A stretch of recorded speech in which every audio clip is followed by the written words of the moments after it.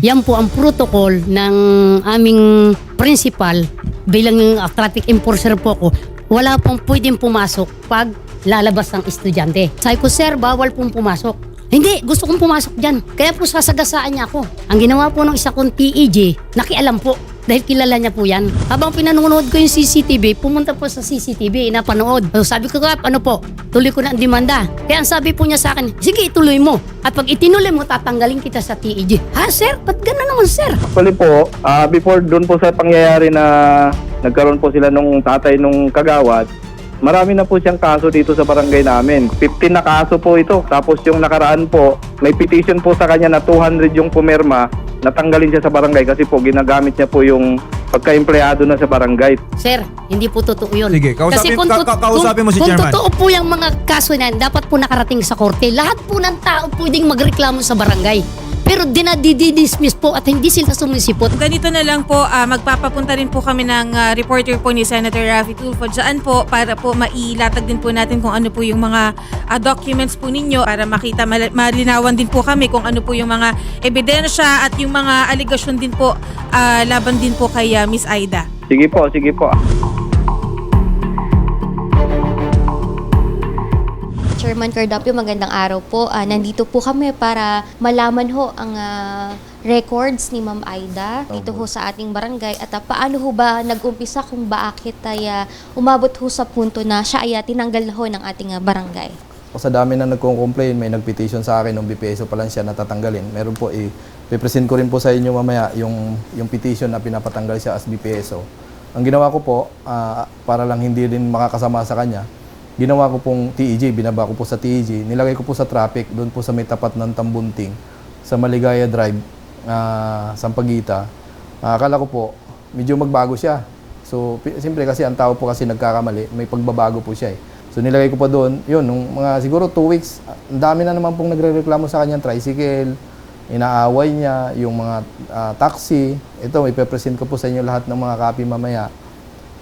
Inaaway niya, hinaharang niya, ginaganon niya sa kalsada. So ako naman, pinatawag ko ulit, kinausap ko siya. Sabi ko, sige, kay Hepe, yung namin head, na kung pwede, ilagay mo naman siya sa school. Siguro pagdating doon sa school, sa Maligaya High School, wala na siguro siyang makakaaway doon. So kasi mag-assist lang siya ng traffic. So ang ginawa ni TG, nilagay niya doon. Yun nga, yung pangyayari nung, hindi ko matandaan yung exact nung date, nag-traffic siya doon, nag-assist siya ng traffic. So, hindi ko alam na yung isang area na talagang dinadaanan siya ng tao, ang sinabi niya, sinarado niya raw po. Ang pagkakamali, aminado naman po ang barangay na sa part namin, na hindi siya naglagay ng warning na bawal pong pumasok doon kasi may labasan na school. Temporary, turn left ang pasok ng sasakyan.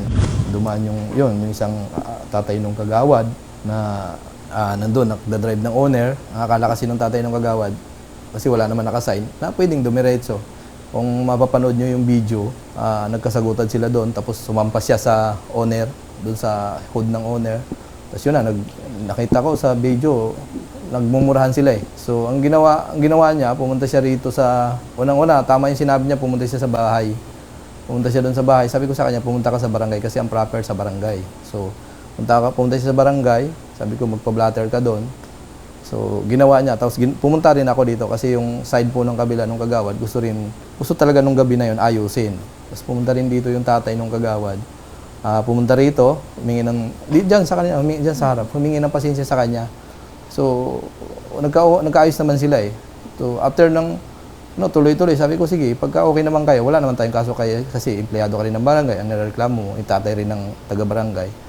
So, may yun, dapat sa harap po ng kapitan na ayusin yun, hindi makakarating sa lupon kasi sa batas po kasi pag involve yung barangay, sa harap po ng kapitan ang ang pag-aayos.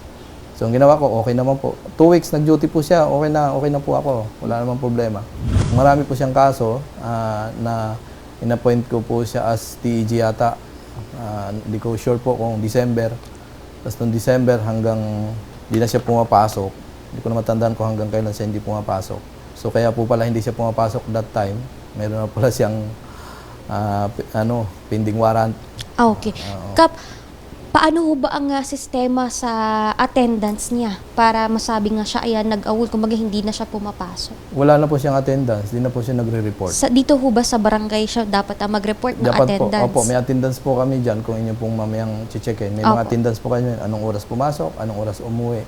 Hindi na po siya pumapasok. Yung pinaka-ano po ngayon, yung pinakahuli na meron dito, yung kaso niya sa RTC 106, meron pa siyang last hearing ng April 11. Ang kinaso sa kanya ay yung pananakit doon sa bata na ilang taon lang yun, 13 years old. Karamihan po kasi yung pang-ano niya, yung hindi maganda magsalita. Okay. Paninirang puri. Paninirang puri. Tapos kung pamararapatin niyo po, mayroon siyang kaso na ano siya kinulong. Nandun sa cellphone ko may video na inaresto siya doon sa bahay niya, hindi niya binuksan yung bahay niya.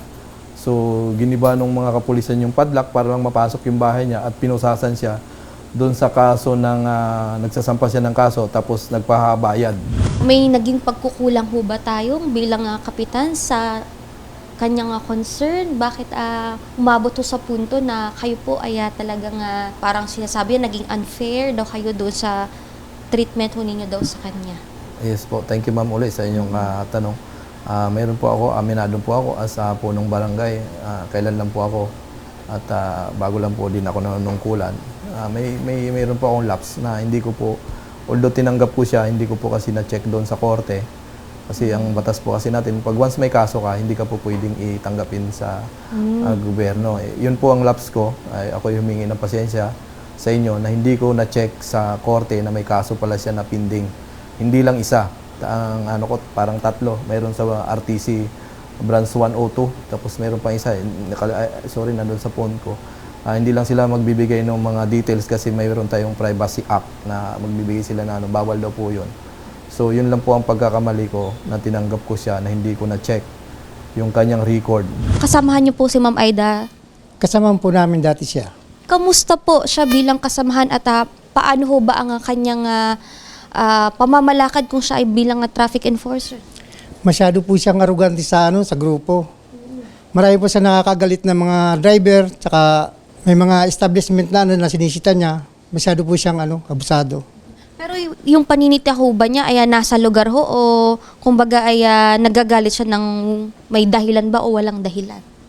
Minsan po ma'am, sobra na po yung paninita niya sa mga tricycle, lalo na sa mga tricycle driver. Ano ho ba ang ginagawa ng mga tricycle driver?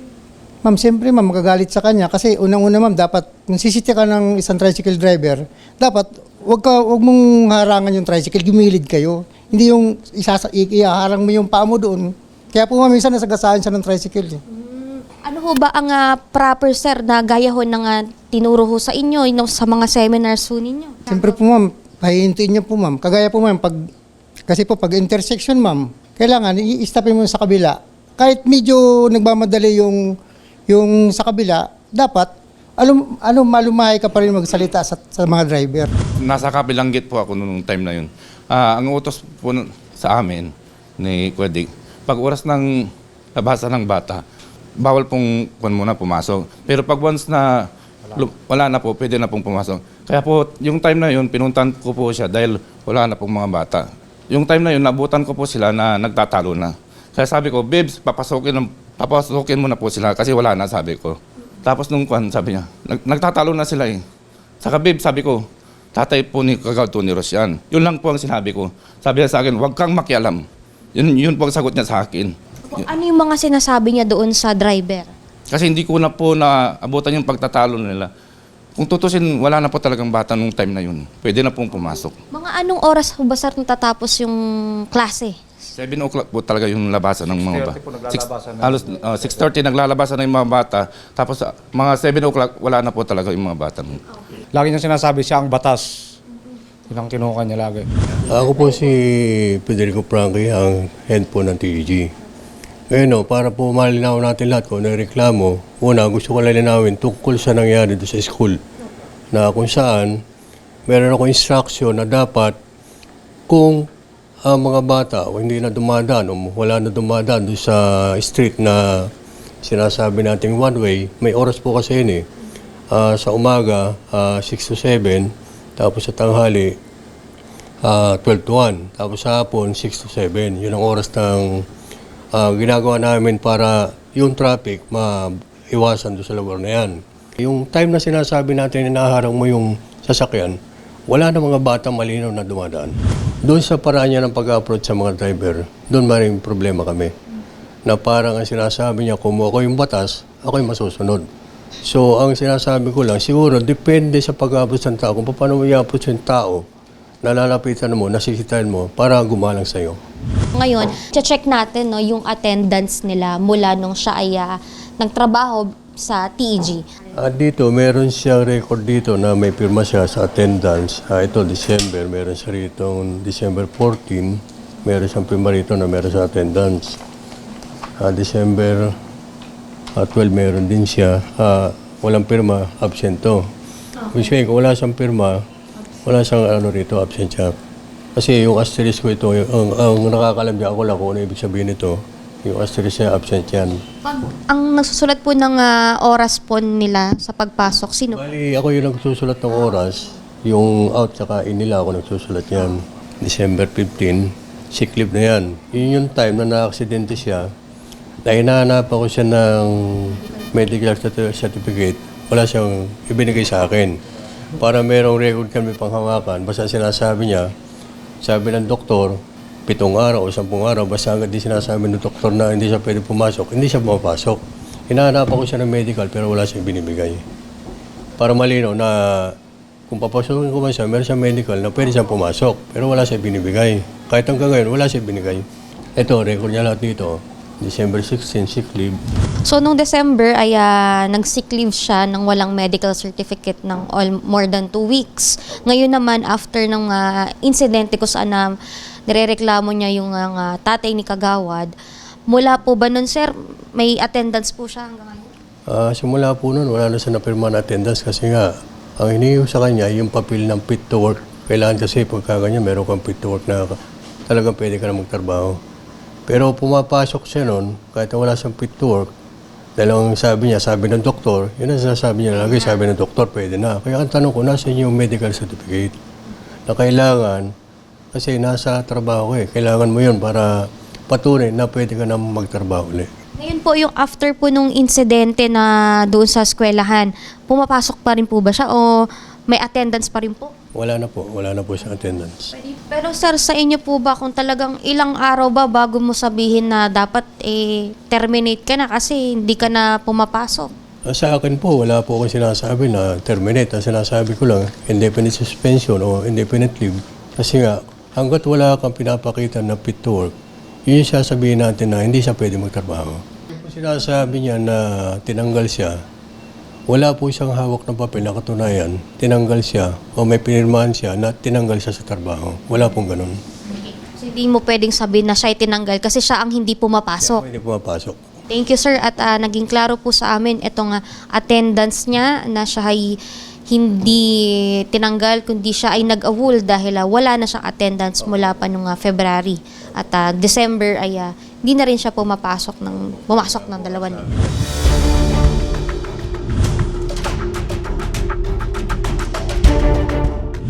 Yung napaka-obvious po ng dahilan na talagang tinanggal ako dahil po sa pangyayari sa tatay ng Kagawad.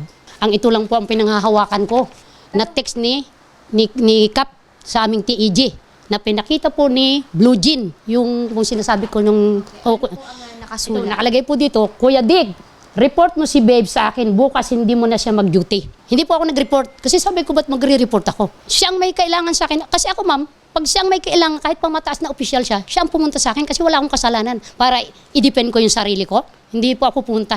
Kaya po nainis siya. 4 na patawag po. Pinatatawag niya ako sa barangay. Hindi po ako sumisipot, ma'am. Kasi tapos na yung aming ugnayan eh. Tinanggal na niya ako. Ba't pa ako sisipot sa patawag niya? Ang hawak lang niyo po niya sa akin, trabaho ko. Pero yung pagkatao ko, diktahan niya ako. Hindi ako susunod. Yun po ang kinano niya. Kasi sabi po ni Ate Marlene, Babes, hindi mo makukuha ang sweldo mo. Na sweldo ko po ay 1,422. Na illegal pa po na hindi buo ang sweldo ko.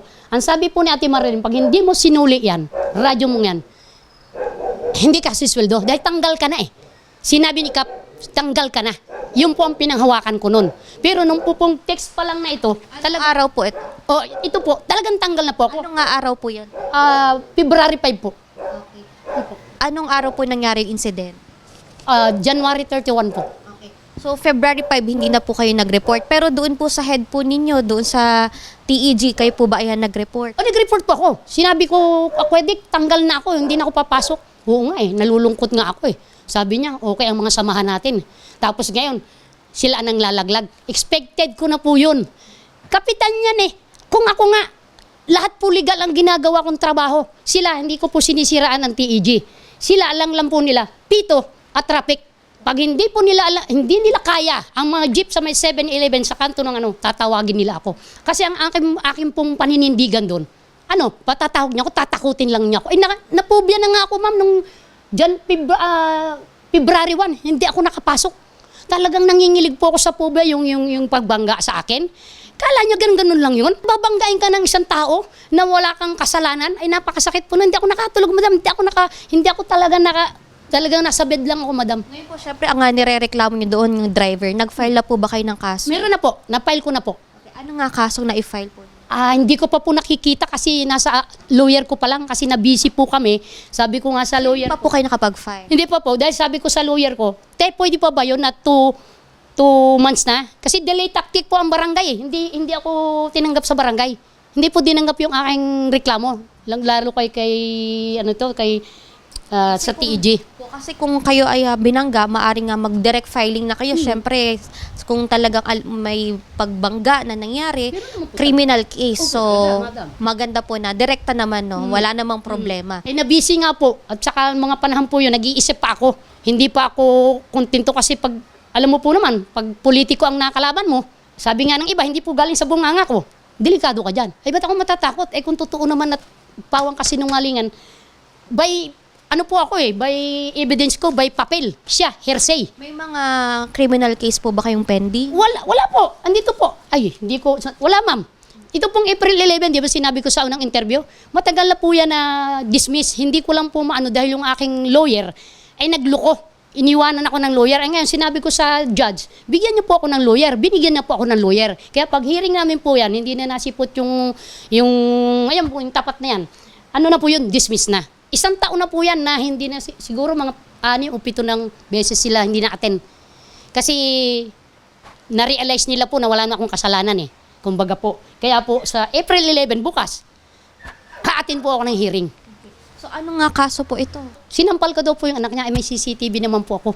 Ayun po, 8 yung CCTV ko. Kaya po, at least nagkaunawaan po kami. Siyempre yung away kapitbahay, patsudahan, ay nung kami nag-usap na ng face-to-face at heart-to-heart, nagkaunawaan po kami. Kaya okay na po yun. Kayo ho ba ay nagkaroon ng usapan sa barangay since ang nirereklamo nyo naman ho talaga dito yung driver? Ano po ba ang nangyari? Ay wala naman po silang effort na ginawa na talagang naknakam ko ng sinungaling yung kapitan na yan. Hindi ako natakot magsalita rito dahil totoo po. Tapos sabi niya po, pinagharap kami. Di ba sabi ko po nga doon sa unang interview sa akin, tingnan natin yung CCTV kung talagang nagharap kami. Kasi wala pong pag-uusap, madam. Kaya yung nakakasama ng loob. Ang masama pa ang loob ko doon, nagtrabaho ka ng ayos. Hindi ka sinupurtahan. Siyempre, alam mo na, di ba ma'am, pag babaeng maganda, di ba po? Hindi na ako magsasalita.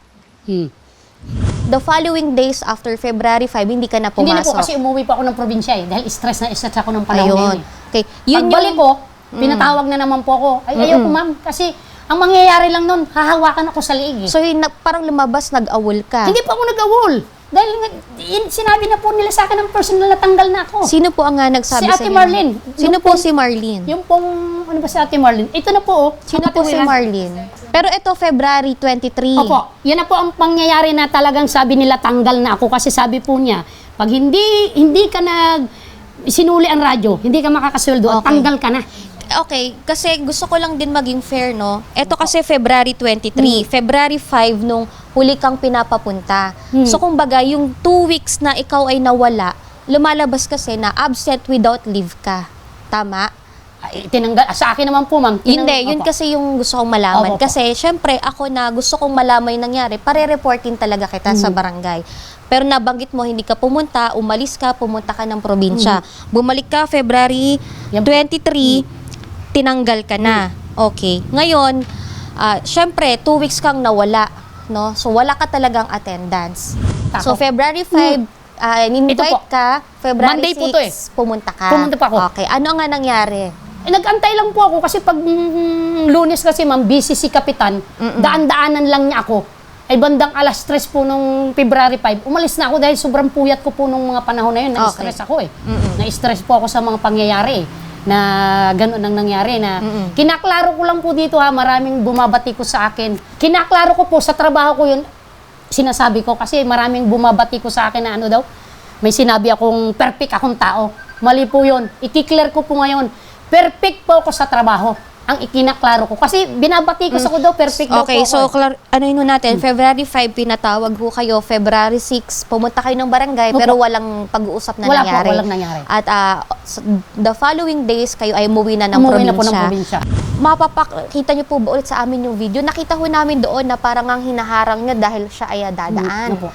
Ngayon po, sinagasaan po kayo. Hindi po ako sumapang sa sasakyan 2 times.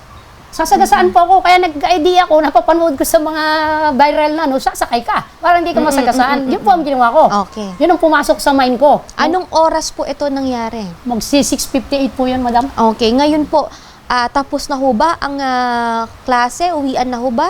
Uwian pa lang po, kasi ma'am, yung alas 7 na yun, yung pa lang po talagang uwian. Makikita naman nyo sa CCTV, naglalabasan po ang mga bata. Ngayon, kapag sabi natin mga ilang oras bago pwedeng buksan na ulit yun? Mga ano po yun, mga 30 minutes lang yun, 20 minutes. Pwede nang Pwede papasok? na. Pwede nang Opo, pwede na. Kumbaga, that time noong dadaan nitong sasakyan, ito yung panahon na palabas pa Palabas lang. po talaga, kita nyo naman po eh. So, kumbaga, kailangan maghintay o magre-route. Opo.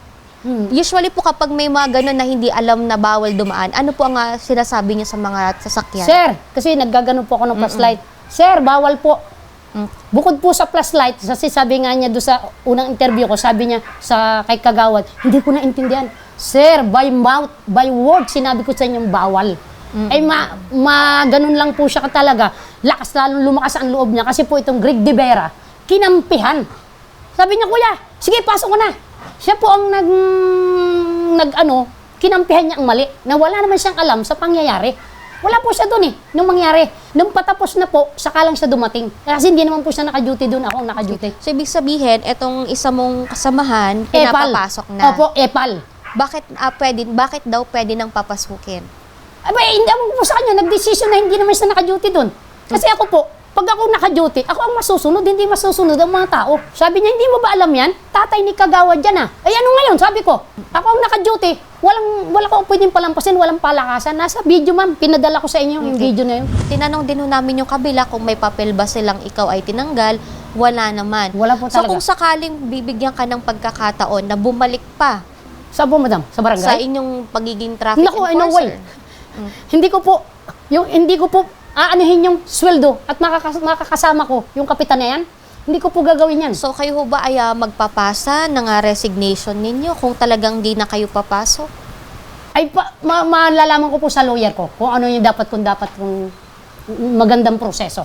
Hindi po ako pwedeng basta lang sa isip ko kasi mas gusto ko po yung naaayon sa batas kung anong gagawin ko.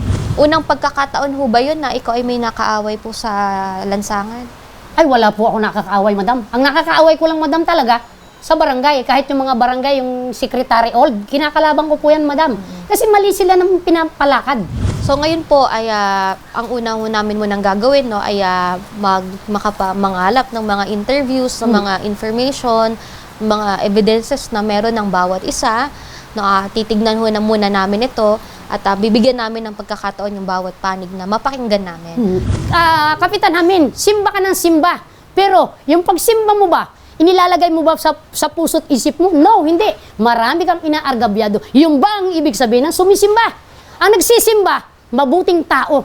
Hindi nang luluko ng kapwa-tao. Hindi nang aapi. Yan lang ang masasabi ko, Kagawad Hamin. Huwag ka nang sumimba. Katulad ko, hindi ako sumisimba. Hindi ko sinabing alam ko ang tama't mali. Kasi, ba't pa ako sisimba kung hindi ko naman ginagawa ang batas ng God? Ikaw yun. Kapitan Hamin, wala kang nasimba ka.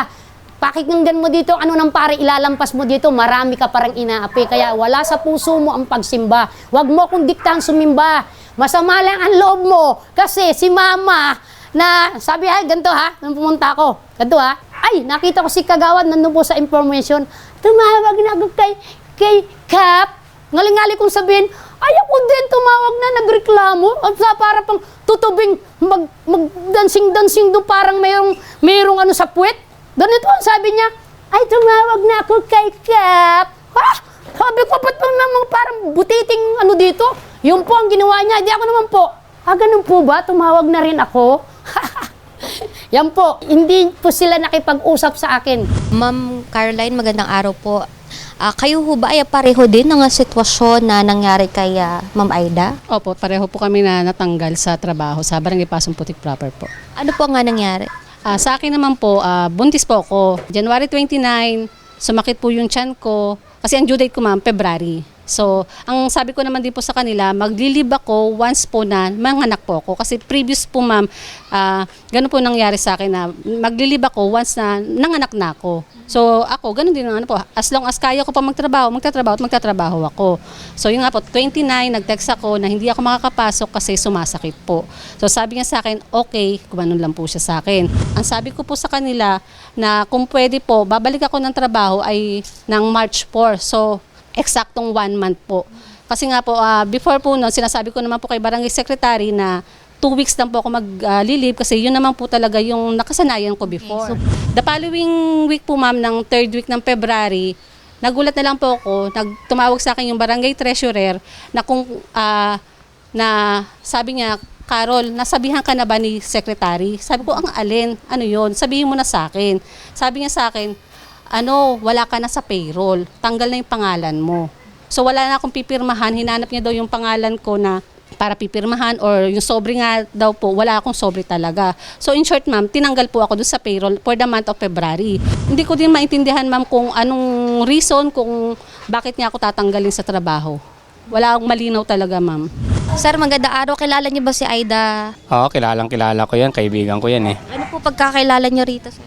Ay, okay naman siya. Medyo maingay lang siya, puro wala namang kaaway yan. Meron bang mga reklamo laban sa kanya, sir? Ay, wala naman dito. Ay, ang ano namin lang sa kanya, medyo maingay lang, puro hindi nila naiintindihan yung ano nila lang, puro mabait makisama yan. Nakakatulong pa nga dito sa amin yan eh. Nasa tama ba siya mag-ingay o nasa mali? Nasa lugar ba? Nasa tama naman lang din at ayos naman din yan. Medyo ano lang, maingay lang, puro tama naman lang yung ginagawa niya rin. Ano ang pagkakaalam niyo po doon sa nangyari sa kanya? Yung may hinarang daw siyang sasakyan. Ay, wala. Sabi-sabi lang yun. Na inarang lang yun. Puro hindi naman sa Kotong Boys. Kung Kotong Boys yan, hindi daw, mayaman na yan. Hindi. Ibig sabihin wala siyang record na siya ay gumagawa ng kalokohan. Ay, wala. Okay lang yun. Kaya nga sa amin, tinutulungan namin pa ngayon dahil mga bakal-bakal, mga kalakal, binibigay namin lang sa kanya para kahit na paano nakakatulong din kami sa kanya eh. Ma'am Mary Grace, kilala niyo po si Aida? Kilala ko po siya, kapitbahay kami, magkatapat lang bahay namin. Bago lang yan dito sa lugar din namin, pero hindi, basta dumating sa nauna ko. Bandang huli, mga anak ko na po yung tinitira niya. Pag nakikita niya, sinasabi niya na mga patay gutom, papasok na naman patay gutom, hinaharas niya. Siyempre kami tatakbo sa barangay, mga anak ko yun, maliliit pa, 3 yun. Anong year po? 2014. Tapos, nag-file na, yun ang pinakamabigat talaga. September 11, 2014, papasok yung 2 kong anak sa eskwelahan, si Chari sa si Misty. Sa Maligaya High School pa lang sila noon, ay elementary. Tapos, tanghali, noon dahil panghapon sila bumalik sa bahay, umiiyak na. Ang isa tumatakbo, bakit? Kasi doon daw, inabangan daw sila doon ni Kuya Babes yan ang palayaw niya dito na sinabihan na, ay papasok na naman yung mga patay gutom. May sugat dito, may dugo. Tapos, pumunta kami ng barangay, nagpa-blatter, pumunta ng S Avenue, nagpa-medical, pumunta ng police station sa 16 panoon. At yun na, nagkasuhan na kami dahil hindi lang yun ang pangyayari. Marami na pa ang Ano ang final niyo pong kaso? child abuse. At kailan po na-issuean ng warrant? 2017, pinakulong ko siya. Diyan mismo sa bahay niya. May video po kami. Hanggang ngayon.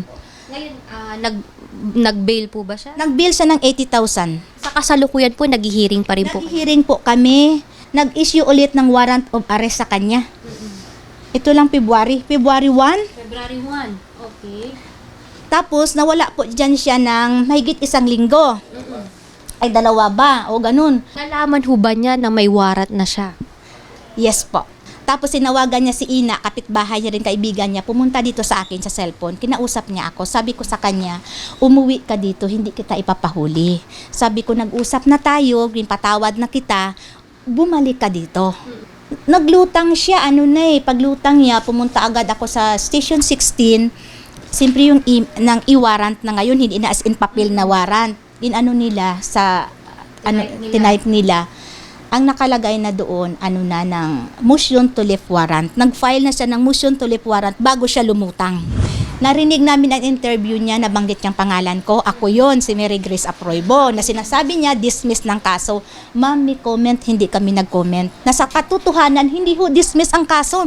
May warrant of arrest pa, February 1. At may hearing pa kayo bukas. Pa kami bukas. Ako lang, clear lang sa lahat. Ang katotohanan is totoo. Nasaktan lang ako kagabi, pinuntahan niya ako dito, dyan sa gate ko, Grace. Nang binayaran ka daw ni Kapitan Hamin ng 1M. Ha? 1M? Hindi ko kailangan 1M nila. Sanay kami sa hirap. Ngayon pa, sabi ko, yung mga anak ko stable job. Yung asawa ko may trabaho. Hindi ko kailangan ng 1M ni Kapitan Hamin. Minsan ho, hindi kami nag-meet ni Hamin na nag-usap. Ma'am Josefina, magandang araw po. Yes po. Kilala niyo po si Ma'am Aida. Opo, ma'am, kasi taga rito po ako, ma'am. Ano po ang pagkakakilala niyo sa kanya? Ay, ang pagkakilala ko po sa kanya, ma'am, yung lagi po siyang may kaaway. Ako po, wala po akong kinakampihan. Actually, hindi naman po niya ako inaaway. Kasi hindi naman ako nangangaway sa kanya. Pero po, marami talaga siyang nakakaaway, lalo na yung mga bata. Ayaw rin niya magpapatambay po doon sa harapan niya. Lalo pag mga bata, maingay. Nagagalit po siya. Marami siya nakakaaway, pero ako hindi ako inaaway. Kanina nga sabi niya, magpa-interview daw kami. Sabi ko, simple ako, sasabihin ko yung totoo. Sabihin ng iba, maingay naman talaga siya, pero marami po talaga silang kaaway. Yun po ang masasabi ko sa kanya. Yung mga nakaraan, yung mayroon po, umalis po siya, tapos po yung pong borders po niya, 3 weeks pa lang nakatira sa bahay niya, pinapadlakan po niya. Simple po, ni-rescue po yung barangay kasi sinasaraduhan po siya. Sinaraduhan po niya yung nasa sa loob ng bahay niya. Hindi man po tama yun, lalo na po kung nagbabayad. Simple kahit nga po na hindi po nagbabayad, hindi po dapat ganun ang gagawin, pinapadlakan po niya. Ako po, dito po, marami po talaga siyang nakakaaway. Yung iba po, sinasabi nila, maingay lang po. Pero marami po talaga siyang nakakaaway. Para po sa akin, kung tutulungan siya na hindi po feeling ko, hindi naman tama yung ginagawa niya, kung tutulungan siya, parang pinagmalakingan niya na pinatulpo. Kanina nga nagsisigaw siya, sabi niya, matanggal na daw yung kapitan namin. Sa akin naman po, yung kapitan namin, dahil bago po siya, ay hindi, sa tingin ko naman po magagampanan naman po niya yung karapat-dapat dito sa namin na sa nasasakupan niya. Sa tingin ko po wala naman pong problema yung barangay captain namin, at saka isa pa po yung pong mga kasama niya po nakikita naman din po. Siguro po kahit naman siguro ako pag sinisita tapos hindi pinapadaan, siguro may kasalanan siguro yung driver kasi pinipigilan niya, nagpaharurot siya. Magandang araw po, kapitbahay niyo po si Ma'am Aida. Magandang araw din po, kapitbahay ko po dahil 1996 nandito na po ako. Ano po ang pagkakakilala niyo ho sa kanya? Ang pagkakakilala ko po sa kanya, bago ako rito, mabait po siya. Pero nung nagtagal-tagal po at nagugulat na lang ako, sa bandang lugar po niya, marami po siyang kaaway. Bakit ano po ang nagiging dahilan? Ba't may kaaway siya? Ayun na nga po ang iniisip ko, konting kimot lang, inaaway nila yung mga tao na walang kadahilan. Lalo na yung mga nagwawalis na sweep-sweeper na galing sa barangay, nagugulat na lang po sila, minumura sila. Ano po ang masasabi niyo na tinanggal ho siya ni Kapitan sa kanyang posisyon? Sa ganyan pong pagtanggal po sa kanya, yun po ay talagang wala naman po kami talagang alam. Nababalitaan na lang po namin, pero ang pagkaalam ko lang po, hindi po siya tinanggal at kusa lang po siyang umalis. Yun ang po yung pagkakaalam po. May mga nag-file na ba ng kaso sa kanya sa korte? Marami po. Yung kamag-anak din niya po yung umakyat sa korte. Yun lang po ang alam ko. Pero sa ng barangay po, marami po siyang record. Mga iba-ibang klaseng problema. Opo, mga iba-ibang problema po. Ano po ang pagkakilala niyo kay Aida? Si Aida, si Bibs, yung Opo, si Bibs. Magulo yan, maingay. Tapos pumapatol sa mga bata yun. Marami ho ba siyang nakakaaway? Oo, marami. Marami dito kaaway yan. O ano po madalas ang reklamo sa kanya? Ano lang, yung halimbawa inaano, sinisita yung mga bata, ganun. Kahit naglalaro doon sa may sinisita niya. Meron ho bang pagkakataon na may nakaaway siya kasi siya talaga yung mali? Mayroon po, yung harapan nila. Nagsambunutan pa nga yan. Opo, nagsambunutan. Mga anak niyan, kaaway nun ni Bibs. Sa tingin niyo po deserve ba siya na matulungan ni Idol? Ay, hindi. Mali naman kasi ginagawa din niya. Yung sa bagong kapitan niyo ho, kamusta? Mabait yun. Matulungin yun. Wala kami masabi doon. Ma'am Dina, kilala niyo ho ba si Ma'am Aida? Kilalang kilala. Ano ho ang pagkakilala niyo ho sa kanya o meron din ho ba yung naging problema sa kanya? Sa ngayon, bumalik na yung aming pagbabatian kahit saan. Una yun, sinasakay pa nga ako sa niya. Nagulat na lang ako ng mayroong nangyari sa Tulpo na mga kaso. Oo, salamat at kami ay close na kami ngayon. Sana wag naman ikagagalit ni Aida. Yung pagtanggal sa kanya sa barangay, ang naririnig ko lang ay talagang umabsensya, pumunta ng probinsya ng Quezon, Calawag, Quezon, ng ilang araw, 1 week yata. Dahil hindi ko po alam kung anong magiging dahilan nun. Pero nagsabay iyon sa aming hearing.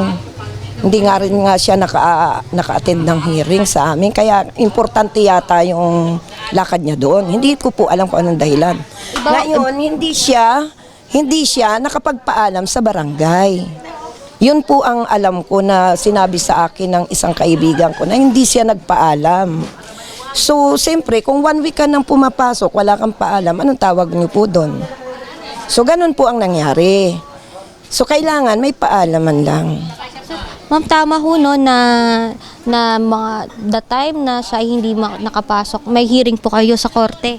Mayroon. Mayroon ako ebidensya. May hearing, hindi ako yung si Maria Bilin Palado. Sa tingin ho ninyo ay deserve ba siya na matulungan ni Sir Rafi? Siguro po, na kay Sir Rafi po, kung nasa palagay niya na ang investigasyon ngayon ay isa siyang dapat tulungan at hindi nagsisinungaling, ay di okay lang po.